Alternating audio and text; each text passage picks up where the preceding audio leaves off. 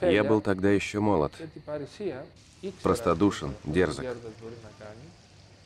Знал, что старец многое способен сделать, и просил его делать мне духовные дары. Помню, читал Евангелие, помолился обо мне старец. И неожиданно тот же фрагмент, что уже читал, стал понимать удивительно глубоко. Как, например, мы смотрим на поверхность моря и видим воду сверху, а затем погружаем голову в воду и видим всю глубину.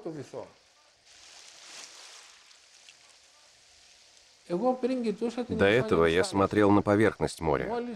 Как только старец мне послал свое благословение, я ощутил всю глубину, все богатство.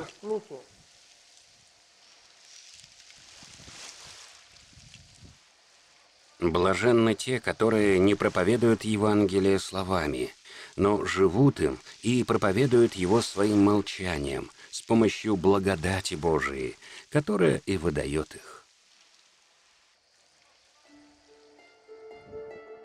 Для всех, кто нуждается в духовной поддержке.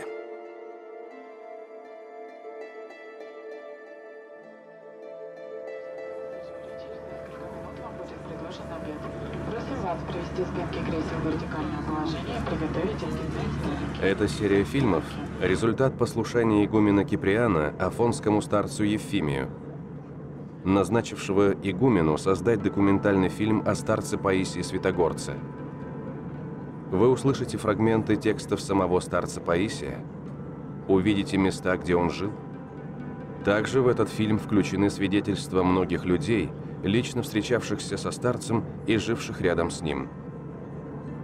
В основу этого фильма положена книга «Житие старца Паисия Святогорца», написанная иеромонахом Исааком в 2004 году.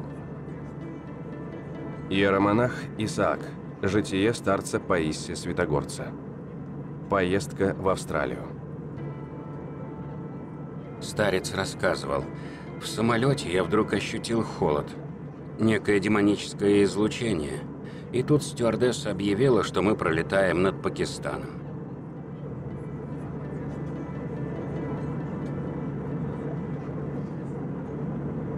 До этого я также чувствовал в себе изменения и спросил, над какой страной мы летим.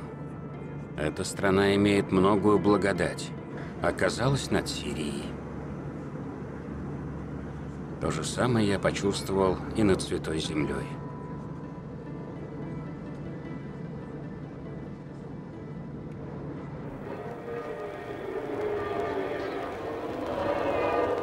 Мы здесь, в столице Сирии, Дамаске, на христианском празднике Вербное воскресенье.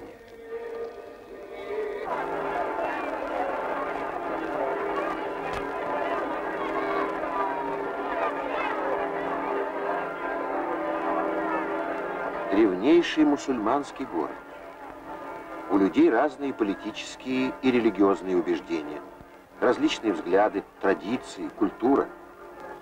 Но стремясь к доверию и согласию, а значит и к миру, можно преодолеть все эти различия.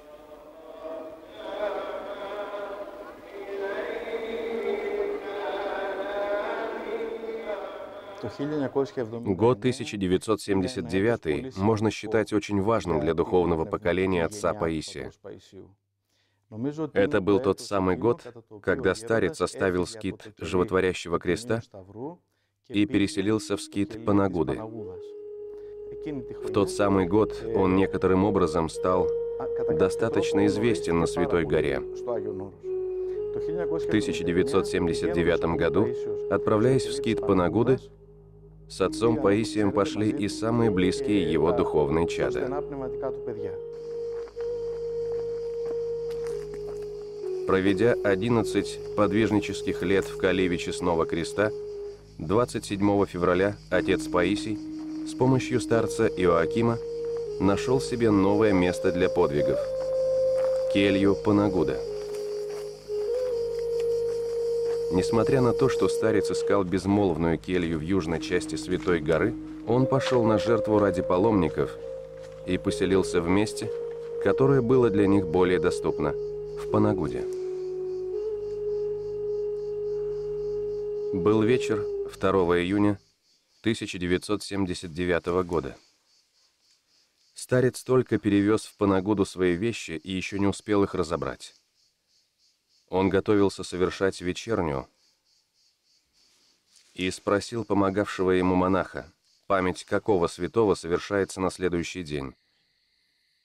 Монах не помнил, но пообещал, что скажет об этом завтра, когда придет продолжать работу. Вскоре он поспешно ушел, потому что уже смеркалось. О том, что произошло после, старец рассказывал так. Минеи были сложены у меня в коробках. Я искал очки, чтобы посмотреть, какой святой празднуется на следующий день, и очков не находил. Чтобы не терять времени, я начал совершать вечерню по четкам, говоря: «Святые дня, молите Бога о нас». Тогда я увидел святого великомученика Пантелеимона, который шел в мою келью и вел еще какого-то святого. «Кто ты?» — спросил я второго святого. «Святой Лукилиан», — ответил он. Не помню, чтобы у нас в церкви был такой святой, я переспросил. «Лукиан?» «Нет, Лукилиан». «Как, Лангин?» — спросил я вновь. «Лукилиан», — повторил святой в третий раз, медленно произнося свое имя. После этого, обратясь к святому великомученику Пантелеимону, святой Лукилиан попросил его посмотреть, зажили или нет мои раны, которые остались от операции. Святой Пантелеимон в белом фартуке, как врач, подошел ко мне. Ощупав мне грудь в том месте, где была сделана операция на легких, святой великомученик ответил святому Лукилиану: «Все нормально», имея в виду результат этого исследования, когда придет время выдавать ему диплом. Святые исчезли. А старец нашел в книгах, что действительно в тот день, 3 июня, церковью совершалась память святого мученика Лукилиана. Это чудесное событие утешило старца и прогнало ту усталость и расстройство, которые были у него при переселении из одной кельи в другую. Когда впоследствии у меня появилась возможность жить рядом с ним в течение 6 месяцев, тогда я понял и нечто очень важное. Как Бог может быть не только вопросом или мыслью в нашей жизни, но личностью? Как с Богом можно общаться, жить рядом с Ним, брать и получать от Него? Все это я видел в лице самого отца Паисия в его личной жизни. Блаженны, возлюбившие Христа больше всего в мире и живущие вдали от мира и рядом с Богом, в райской радости еще на земле. Отец Паисий жил один в своей келье, а ученики его, близкие его ученики, жили в разных кельях рядом с Панагудой, небольшими общинами.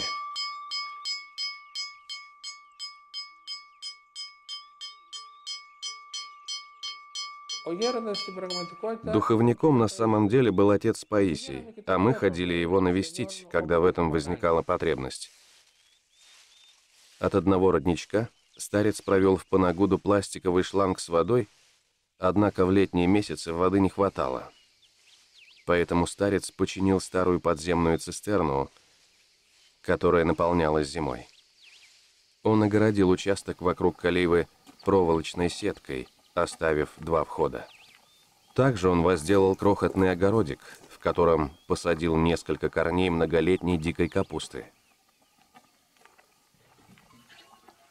Кроме того, каждый год он сажал на своем огородике лук, салат-латук и несколько кустов помидоров.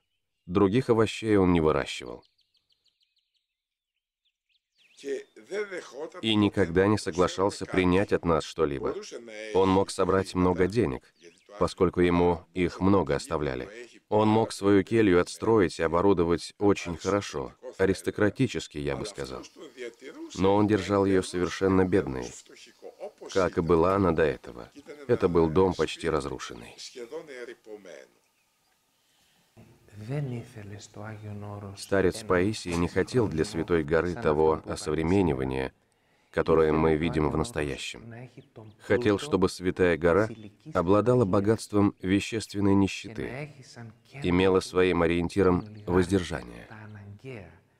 Только необходимое, ничего более. Поэтому и келья его, где бы он ни был, была сокрушающей простоты. Если кто заходил внутрь, понимал, что там нет ничего из этого мира.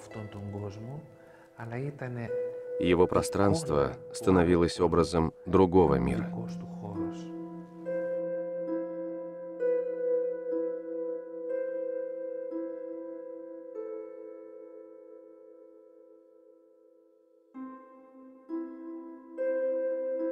Счастливы, говорят в миру, живущие в хрустальных дворцах и имеющие все удобства.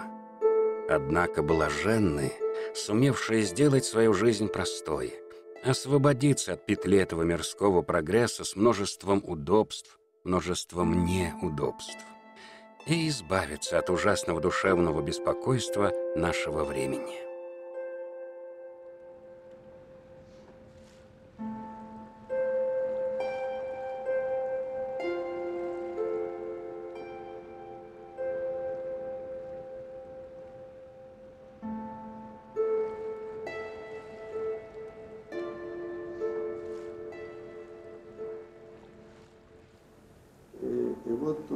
Старца Паисия я узнал в первые годы своего пасторского служения. Летом, после экзаменов в университете, мы с моим другом, священнослужителем, решили поехать на Афон, чтобы познакомиться с этим старцем, с отцом Паисием, потому что о нем много рассказывали. И мы приехали в Кариес,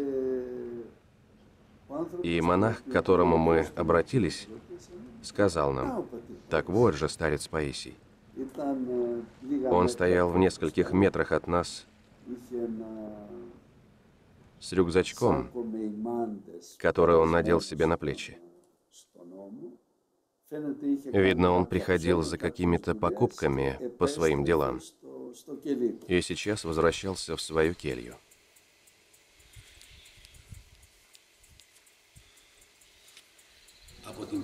Этот человек с самой первой нашей встречи определил всю мою жизнь, потому что, с одной стороны, он сказал мне сразу, как увидел, что ты должен поехать на Кипр. Однажды ты станешь представителем Кипрской церкви,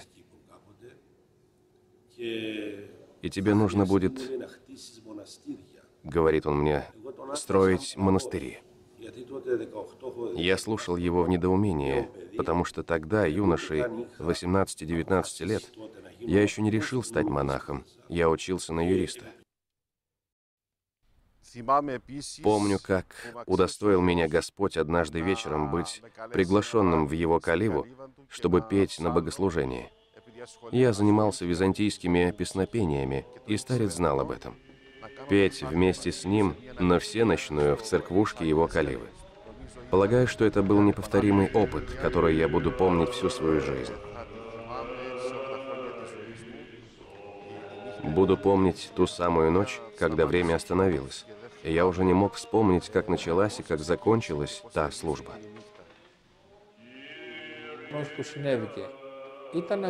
Была всенощная, и в нашей келье собралось все окружение старца и сам старец.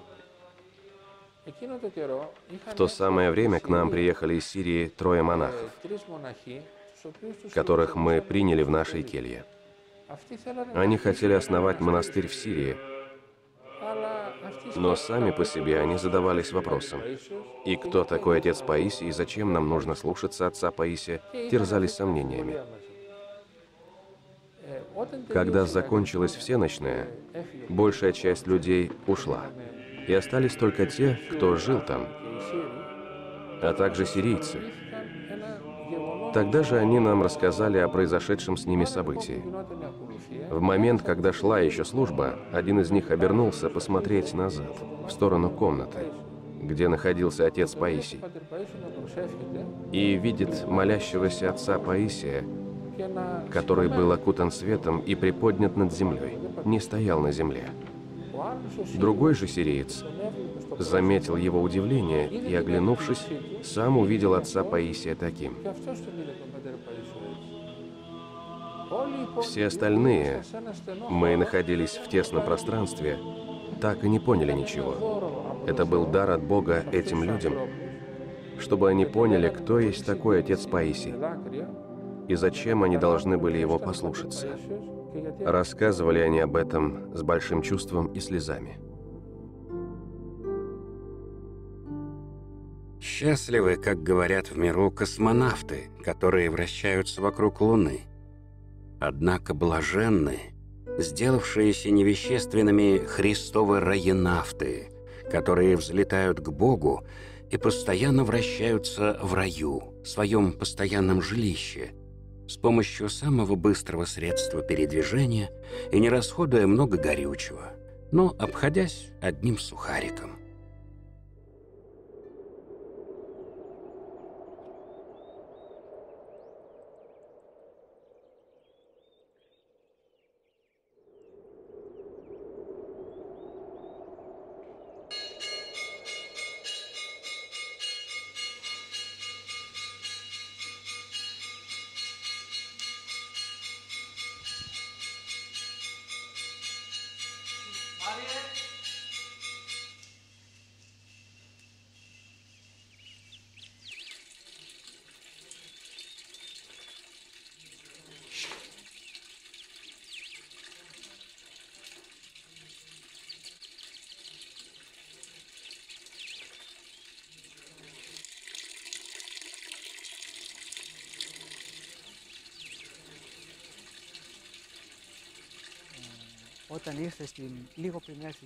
Старец Паисий очень поддерживал и наш монастырь. Еще до того, как он пришел в Панагуду, монастырь Кутлумуш переживал множество проблем. Это был разрушенный монастырь с большими долгами и без братьев. Старец Паисий очень нас поддерживал. Он сказал: «Я поселюсь возле вас и всегда буду рядом с вами в эти тяжелые для Кутлумуша моменты».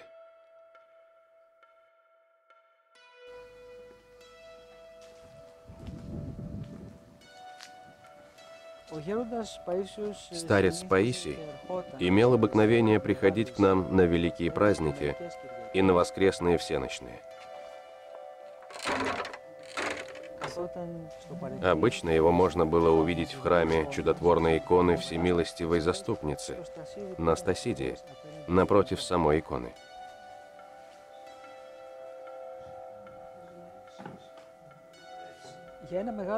Достаточно долгое время, более 40 дней, он не появлялся. Дверь в его каливу была заперта. Не открывал он даже паломникам.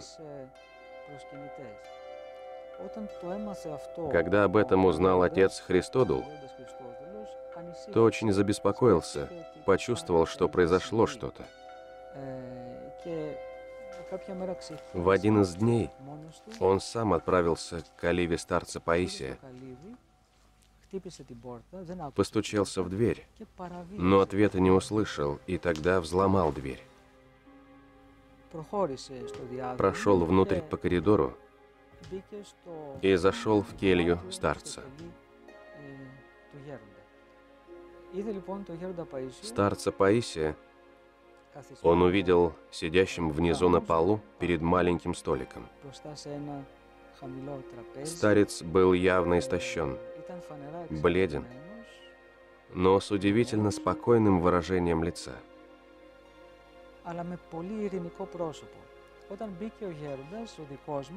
Когда отец Христодул зашел внутрь, то сразу почувствовал, что атмосфера была пронизана чувством радости и мира. Перед старцем Паисием лежала свежеиспеченная просфора и очень красивая гроздь винограда с большими красными ягодами. Старец Паисий предложил отцу Христодулу взять хлеба и попробовать винограда. Отец Христодул попробовал, и то, и другое имело исключительный вкус. Тогда старец Паисий открыл, объяснил отцу Христодулу, что все это только что ему принесла Пресвятая Богоматерь. И тогда, совсем спонтанно, он спросил старца Паисия: «Какая она, Богоматерь?»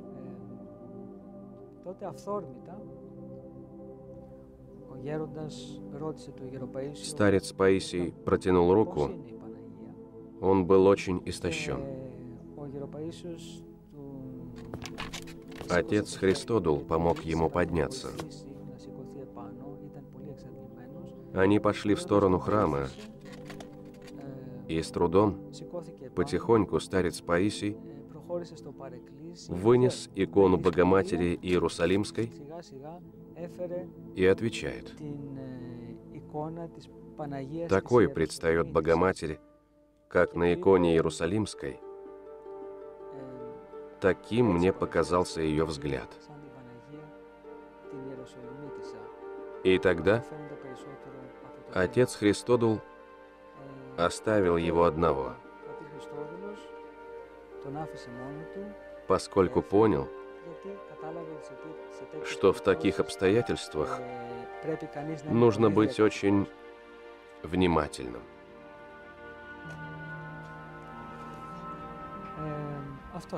Вот такая история.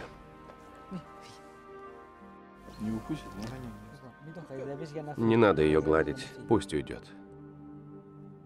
Вот известен такой случай, который сам старец Паисий описывает, что когда он ремонтировал крышу вот в колибе Панагуда, то он только лишь забирался на крышу, кто-нибудь приходил и стучал в калитку.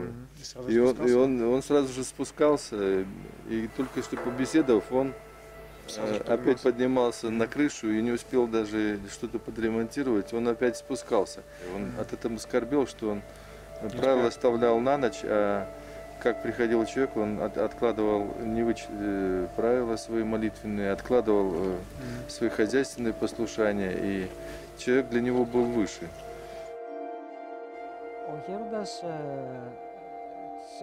Мы знаем, что старец бодрствовал почти всю ночь, а днем он принимал в своей каливе посетителей, паломников, с которыми разговаривал, которых утешал, обсуждал с ними их проблемы, давал им советы. Такими были его будни. Так в старце проявился дух самоотречения.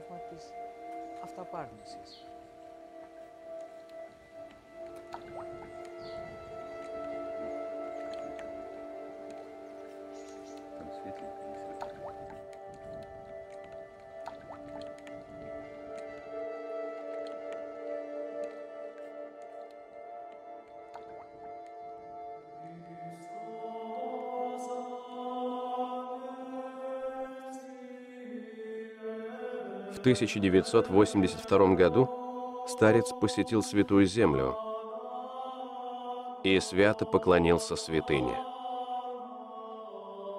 Это была его первая и единственная паломническая поездка в Иерусалим.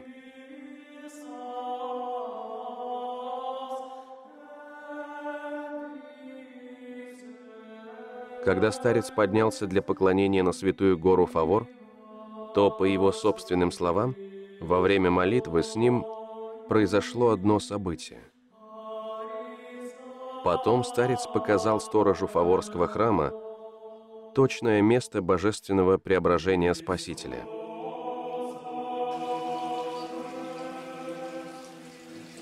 В Назарете старец увидел одного тайного христианина-еврея, который подошел, с благоговением сняв шапочку, к источнику Пресвятой Богородицы и выпил святой воды, стараясь остаться незамеченным.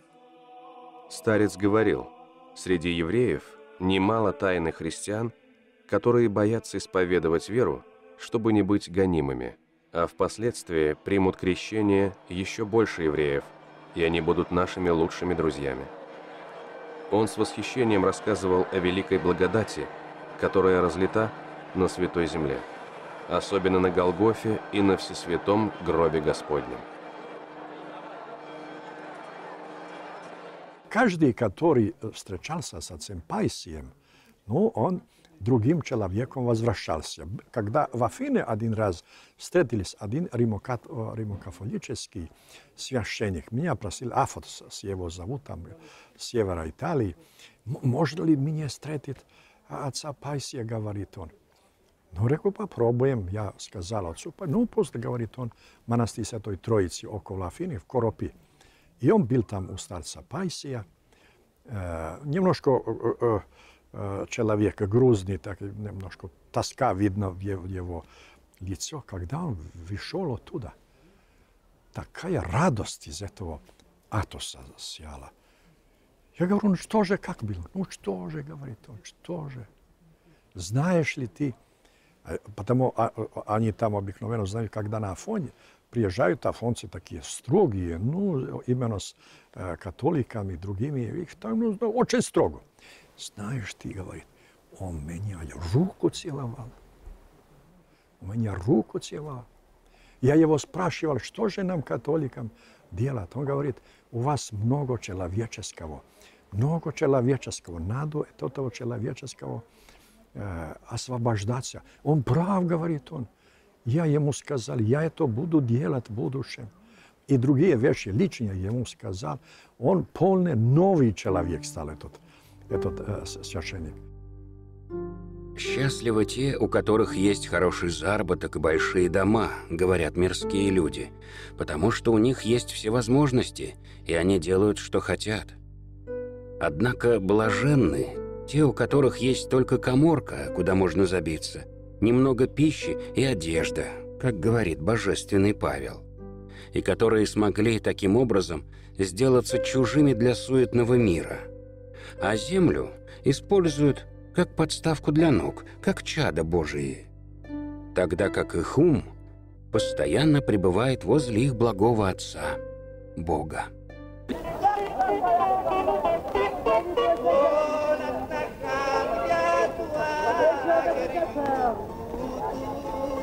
Продовольственные ряды афинского рынка ломятся от изобилия.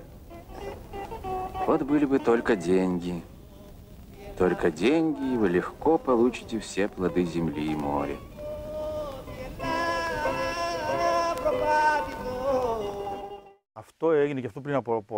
Это произошло очень много лет назад.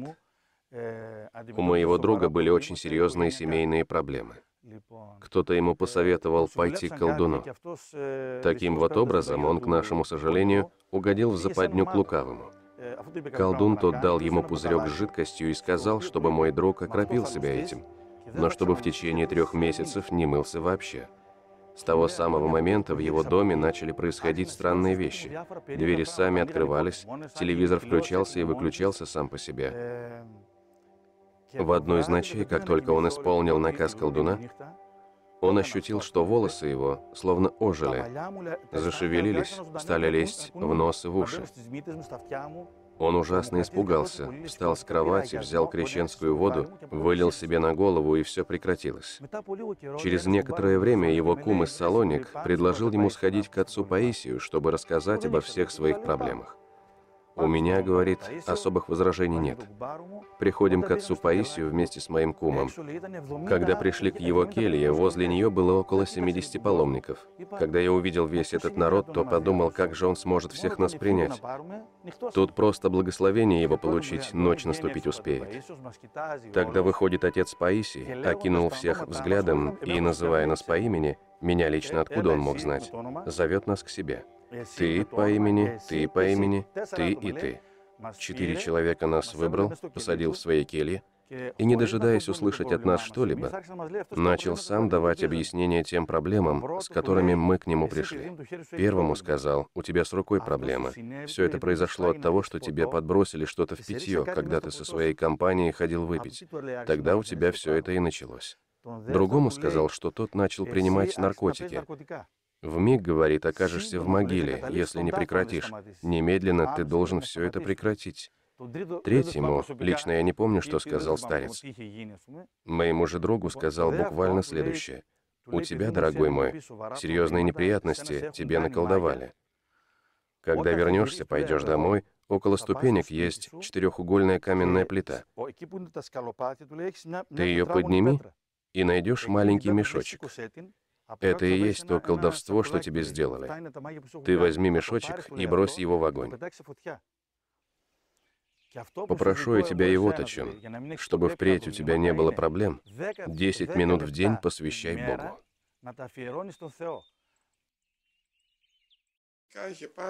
В конце концов, он принял на себя решение, что свою жизнь он посвятит людям, то есть пока живет, будет помогать советам, будет успокаивать душевную боль людей, которые к нему приходили.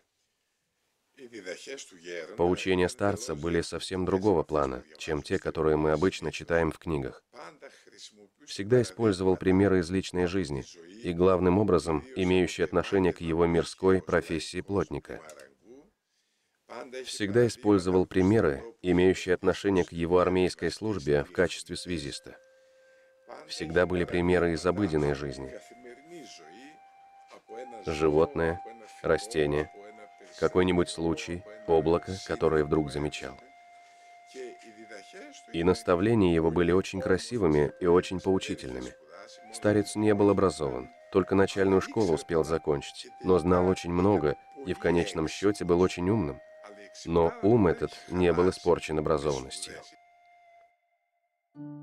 Блаженны, родившиеся безобразными, и испытывающие уничижение здесь, на земле, потому что они заслуживают самого красивого места в раю, если славословят Бога и не ропщут. Блаженнее вдовы, которые носят черную одежду в этой жизни, пусть даже невольно, и при этом живут белой духовной жизнью, славословят Бога и не ропщут, чем те несчастные женщины, которые носят пестрые одежды и ведут пеструю жизнь. Блаженны и трижды блаженны сироты, лишившиеся великой любви своих родителей, потому что они еще в этой жизни сподобились иметь отцом Бога, и при этом хранят родительскую любовь, которой лишились, в Божьем банке, и она приносит проценты. Он спросил нас: «Ребята, а чем вы интересуетесь?» Мы ответили, что являемся физиками. Играя со словом «физика», он сказал нам: «Ребята, послушайте, раз уж вы физики, то должны постараться достичь распада вашего собственного атома, чтобы вышла очень тонкая энергия, при помощи которой вы сможете избежать земного притяжения и объять умозрительное солнце, которое и есть Христос».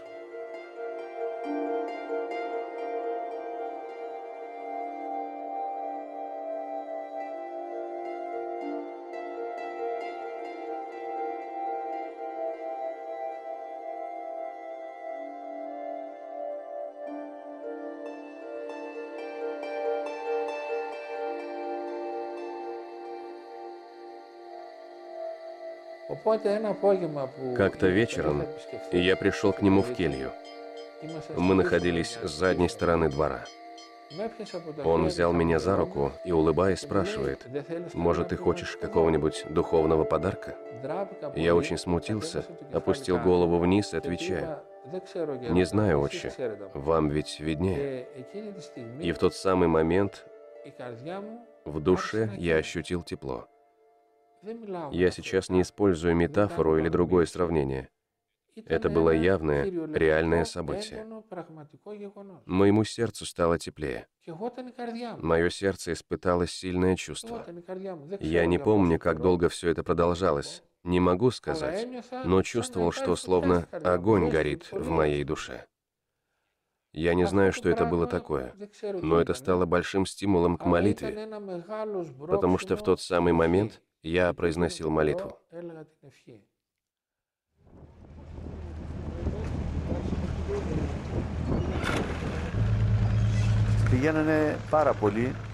На Святую Гору к нему ездило очень много людей со всей Греции и из других стран.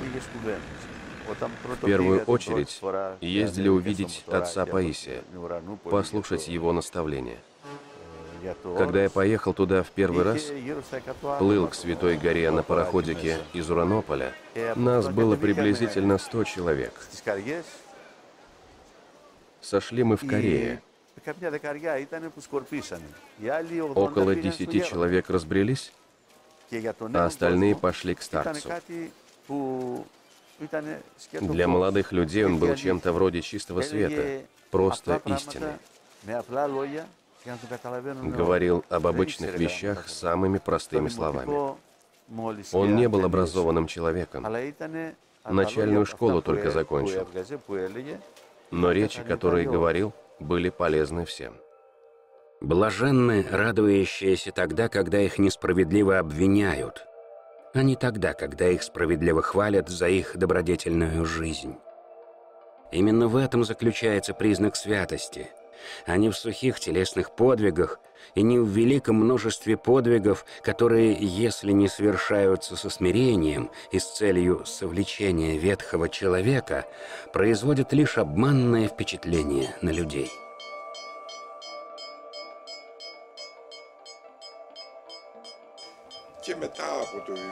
Я отправился к отцу Паисию.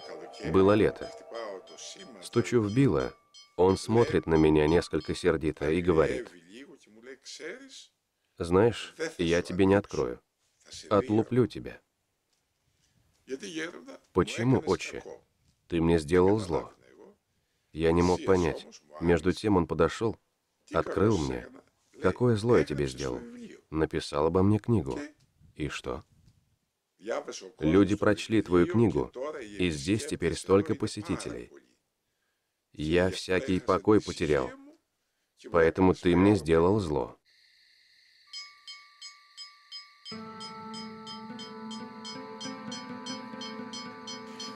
В Панагуде происходило следующее. Приходило много людей.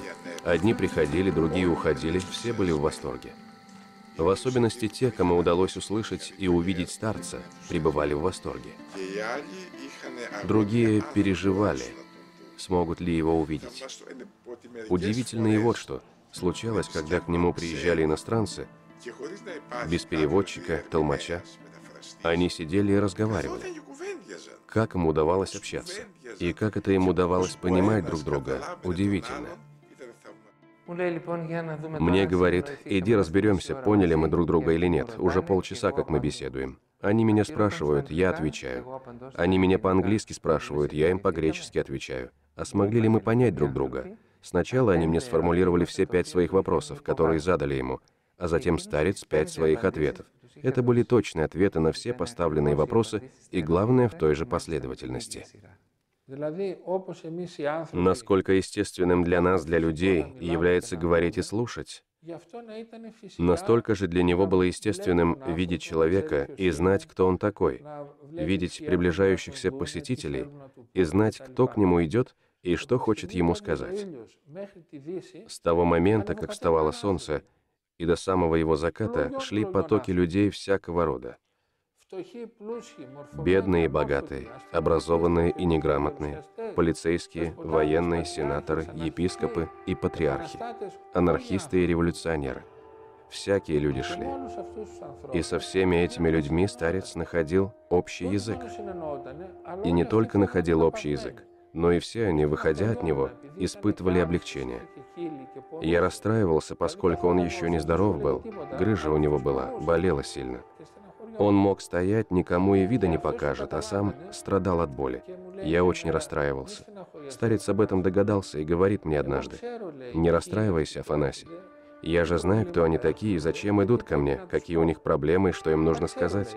Я знаю все это еще до их прихода. Но есть то, что утомляет меня. Я же всегда рад помочь людям.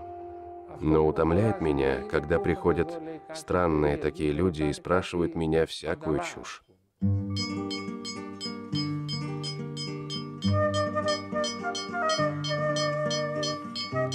Однажды к старцу пришел юноша с длинными, как лошадиный хвост, волосами.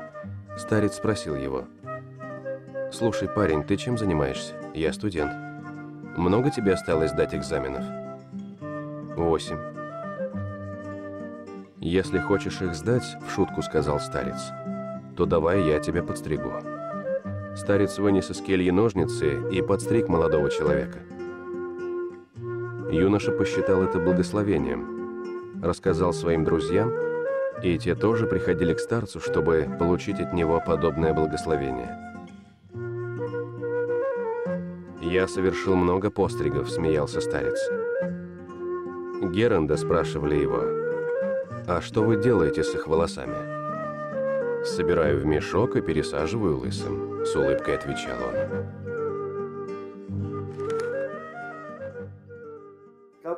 Однажды я очутился в его келье, и пришел один отец, примерно 45 лет, который был в очень тяжелом состоянии. Он плакал, страдал, и старец говорит ему: «Что с тобой, благословенный человек?» Он всегда использовал это слово: «Что с тобой, благословенный человек?» И он сказал ему, что сын его, 17 лет, покончил жизнь самоубийством. Он спрыгнул с 5-го или 10-го этажа, и то, что он умер, говорил отец, я могу вынести, а то, что он в аду, не могу. Улыбнулся тогда старец. Отец смотрел в глаза старцу. Говорит ему старец: «Кто тебе, благословенный человек, сказал, что он в аду? Но он же совершил самоубийство». И знаете, что ответил ему старец? Только простой, но святой человек мог дать такой ответ. «Благословенный человек, с 5-го этажа до земли, знаешь, как много может измениться, если он хотя бы «Господи, помилуй» сказал». И вы знаете, лицо этого отца просияло.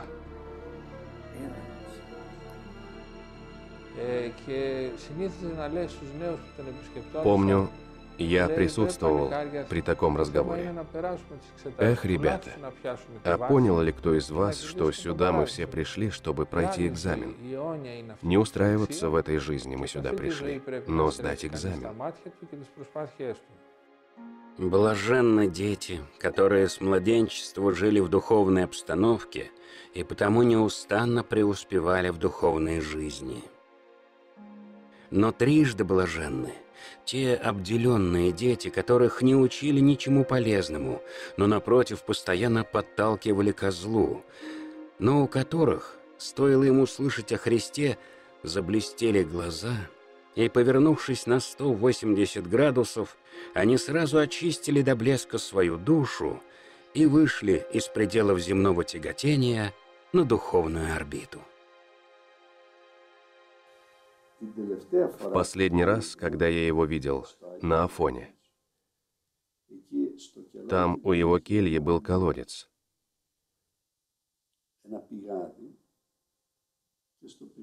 У колодца было ведро, привязанное веревкой, которым он черпал воду. Когда я приехал туда в последний раз, на Афон, стоял ноябрь, и я помню, что был туман, и шел мелкий дождик. Вместо того, чтобы завести меня внутрь, старец взял меня за руку и отвел к колодцу, взял ведро и надел мне его на голову. Ну, конечно, ведро закрыло мне лицо. Он приподнял его и говорит: Слушай, а тебе идет? Я говорю, да, старец, я только для ведер и хорош. Он ничего мне не ответил, и мы пошли внутрь.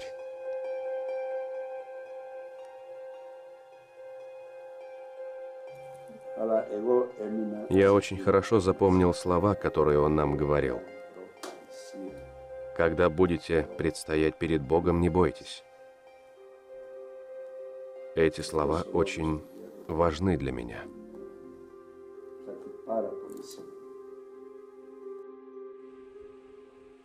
Блаженны родившиеся безумными, потому что они будут судимы как безумные и войдут в рай без паспорта. Однако блаженны и трижды блаженны те, которые, будучи мудрыми, изображают из себя безумцев ради любви Христовой и смеются над мирской суетой, потому что их безумие Христа ради стоит больше всех знаний и премудрости, премудрых всего мира сего. Прошу всех молиться, пусть Бог сведет меня с ума своей любовью, чтобы я вышел за рамки своего «я», за пределы земли и земного тяготения, иначе моя монашеская жизнь не будет иметь смысла. Внешне я, как монах, посидел. Внутренне же, день ото дня чернею из-за нерадения, но оправдываю себя болезнями и тогда, когда случится заболеть, и тогда, когда у меня все в порядке, и меня нужно бить палкой. Молитесь обо мне. Христос и Пресвятая Богородица с вами, с любовью о Христе, ваш брат, монах Паисий. Как мы обещали, мы сегодня идем к ближайшему соседу старца Паисия, старцу Гавриилу. При посещении афонского старца мы попробуем задать ему те недоуменные вопросы, которые беспокоят некоторых наших прихожан и прихожанок, которые не могут приехать на Афон. Николай, идите себе кофе сделайте. Старец, благословите, мы пойдем. Мы пойдем к отцу Хризостому, поедим. Знаете, что мы сделаем? Мы пойдем к отцу Хризостому, поедим. Анастасия и Петрос останутся вам проводку делать. Отец Гавриил, часто вы ходили к вашему соседу? Да, когда у меня были проблемы, и я хотел попросить совета, ходил. Если 1000 монахов выжить сейчас на Афоне, из этого старца Паисия все равно не сделаешь. Редко являются миру такие старцы на Афоне, как Паисий. Да, редко. Некоторые духовники говорят, что скоро мирные времена закончатся. Да, говорят. Если приедут американцы нападать на Россию, тогда каждый русский обязан защищаться, защищать свою родину, свою жену, своих детей. Всегда, когда иностранная нация нападает на другую, это неблагословенно. Отец говорил, как нам узнать волю Божию? Господь всегда отвечает, как говорят отцы церкви, 3 способами. Да, нет, подожди. Да, я сделаю то, что просишь. Нет, тебе сейчас это не нужно. И подожди, пока еще не пришло время. Этими 3 способами всегда Господь отвечает. А ждать, может, придется много лет? Господь то знает. Каждый человек на земле хотел бы любить и быть любимым. Есть супермаркет в России, в котором можно купить килограмм любви к Богу, килограмм любви к ближнему.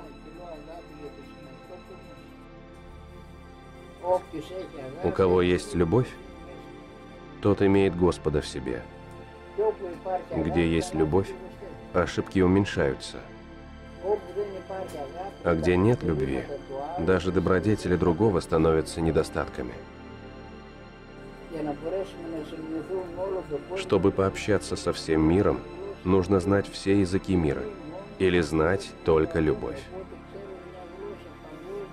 Зная любовь, мы знаем общий язык, мировой язык, на котором можно общаться со всеми людьми на всей нашей планете. Послушайте одно условие. Любовь можно найти только одним способом – выказать ее. Боязнь безразличия – это только оправдание. Отец Гавриил, исходя из вашего духовного опыта, а Бог он какой? Пастух – это тот, кто пасет овец. У него есть флейта, он играет на ней. И есть у него посох деревянный. И он использует оба этих предмета. Если овцы не слушаются, он их бьет. Но и наступает время, когда он играет на флейте, чтобы сделать им приятное. Если хотите, сфотографируйте меня.